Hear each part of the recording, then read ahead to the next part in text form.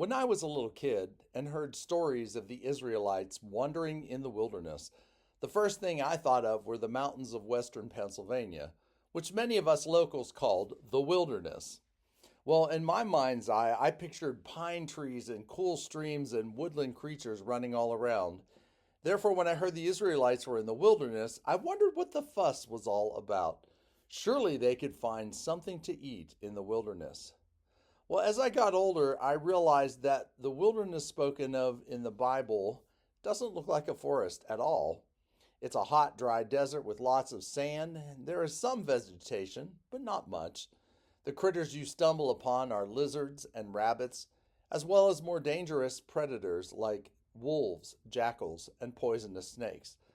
The wilderness mentioned in the Bible is not a vacation spot, and it's certainly not somewhere we would want to camp out for 40 years.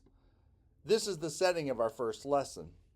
After the Israelites were freed from slavery in Egypt, after God had parted the Red Sea and saved them from Pharaoh's army, after they began their desert trek, a funny thing happened. They developed spiritual amnesia. They forgot all the wonderful things that God had done for them. They downplayed their enslavement. Their perspective became distorted, and they began to remember Egypt as the good old days, even though they were slaves. So, Exodus 16 puts it this way: the whole congregation of the Israelites complained against Moses and Aaron in the wilderness. The Israelites said to them, "If only we had died by the hand of God in the land of Egypt, when we sat by the pots of meat and ate our fill of bread. For you have brought us out into this wilderness to kill this whole assembly with hunger." The Israelites developed spiritual amnesia. They lost their perspective, and they began to doubt that God would sustain them in the wilderness. And they went so far as to say it would have been better if God had let them die in Egypt. Their whining and complaining is legendary. It is mentioned in a number of places in the Bible where the wilderness story is told. But before we judge the Israelites too harshly, let's remember a time in our lives when we too wandered in the wilderness. Let us remember a time when life was harsh and dry and cruel. Maybe it was an economic crisis due to the loss of a job or a serious illness. Maybe it was a traumatic life event that shook us to the core and left us with all kinds of fears and questions. Maybe it was a trust that was betrayed or a dream that died. Whatever the case may be, all of us have faced times when we too wandered in the wilderness. We've faced times when life was hot and exhausting, dry and unproductive, times when it took all of our strength to simply make it through another day. And as we remember those wilderness times, we need to ask ourselves, how did we behave during these desert times? What were our thoughts and feelings when we found ourselves wandering in the wilderness? We may have remained strong for a while, but as our wilderness wandering lingered, chances are we experienced many of the things the Israelites did. Chances are we began to develop spiritual amnesia. We began to gripe and complain. We began to doubt that God would sustain us. It's human nature. It happens to all of us as we face desert times.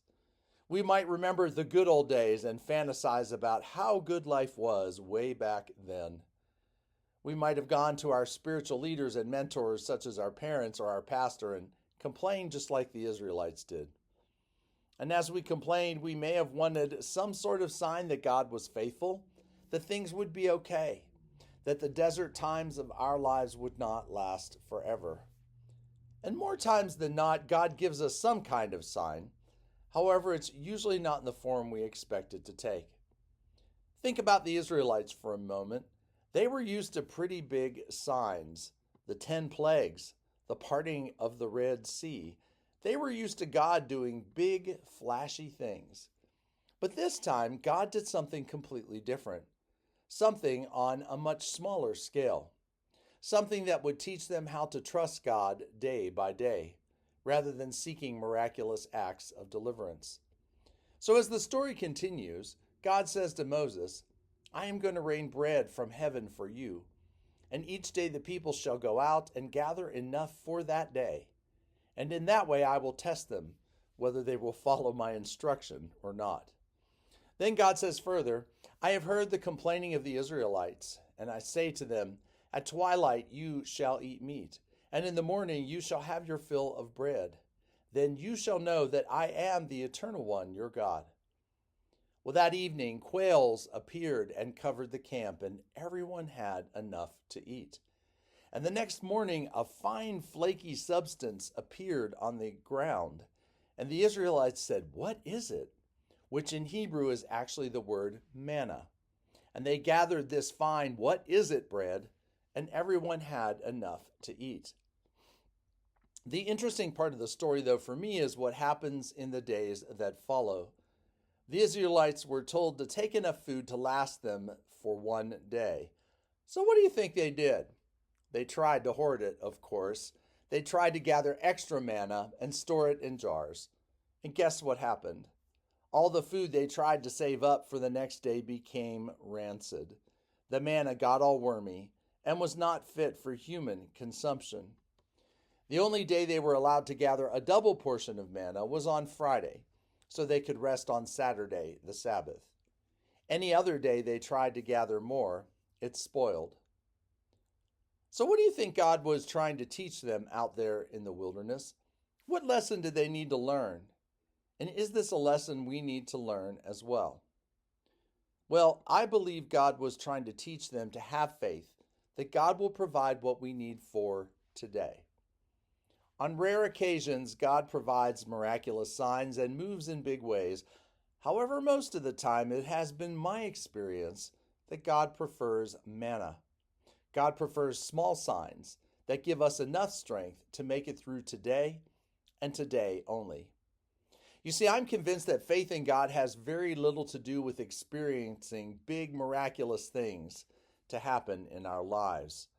Faith in God means we trust God to provide what we need to get through today. And then when tomorrow comes, God will do the same thing again and again and again. The most important lesson we can learn from our first lesson is the importance of trusting God step by step, hour by hour, day by day. No one likes to wander in the desert. No one likes the wilderness times of our lives.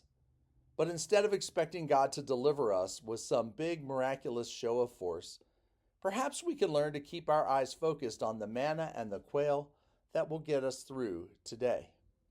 Perhaps we can learn to trust God's care for us on a day-to-day basis. And this is one of the most challenging life lessons we will ever learn. And as the Israelites continued their wilderness journey, it's a lesson that they would need to learn again and again. And in these days of political and social unrest where it just seems like there's one piece of crazy news after another, I'm sure that it's a lesson that we will need to learn again and again. Amen.